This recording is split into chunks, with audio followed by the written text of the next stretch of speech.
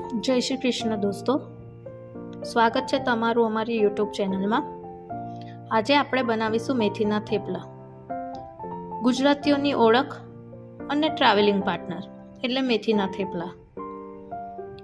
એના માટે આપણને જોઈશે સાફ કરેલી અને ઝીણી સમારેલી મેથી, બેઝિક મસાલા જેમ કે હળદર, મરચું, અજમો, તલ, ગોળ, દહીં કે છાશ 2 વાટકી, લસણ મરચાંની પેસ્ટ અને મીઠું સ્વાદ મુજબ।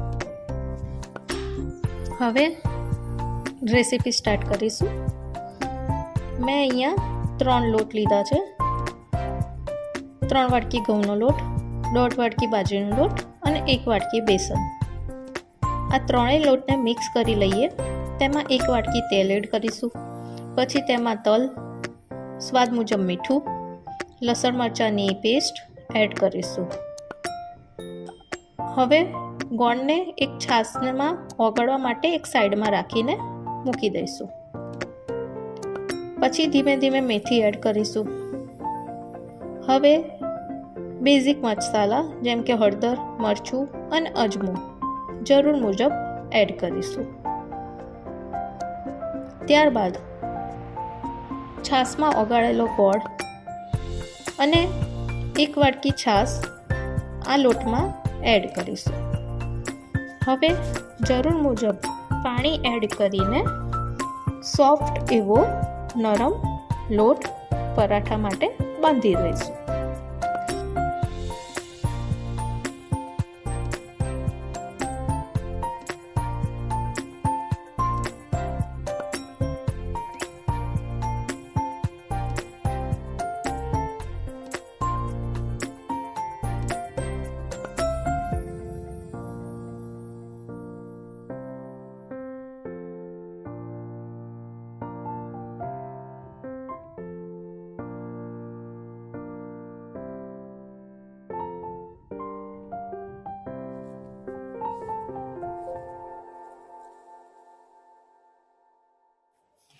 મેથીના થેપલામાં દહીં કે છાશનો યુઝ કરવાથી પરાઠા સોફ્ટ બને છે।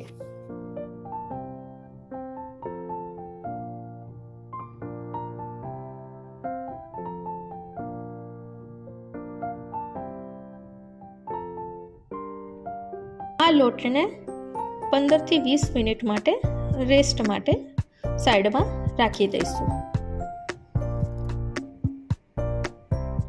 રેસ્ટમાં રાખવાથી પરાઠા સોફ્ટ અને પોચા એવા સરસ બને છે।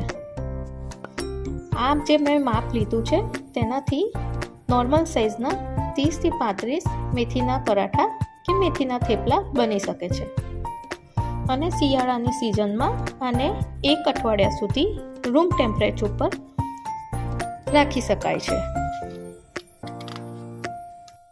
લોટના ગુલ્લા કરી દઈએ અને પરાઠા વણી લઈએ અને તેને જરૂર મુજબ શેકી લઈએ।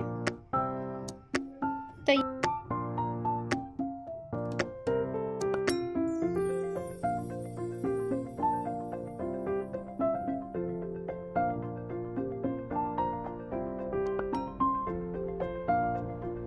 છે સોફ્ટ ગુજરાતી સ્ટાઇલ ખાટા મીઠા એવા મેથીના thepla. Thank you for watching.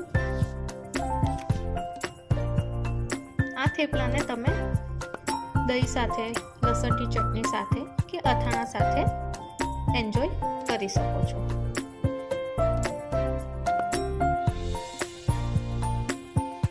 જો તમને મારી રેસિપી ગમતી હોય તો લાઈક કરજો, શેર કરજો અને ચેનલને સબસ્ક્રાઈબ કરજો અને નવી રેસીપી જોવા માટે કોમેન્ટમાં રેસીપીનું નામ લખજો અને ચેનલને વિઝિટ કરજો। જય શ્રી કૃષ્ણ।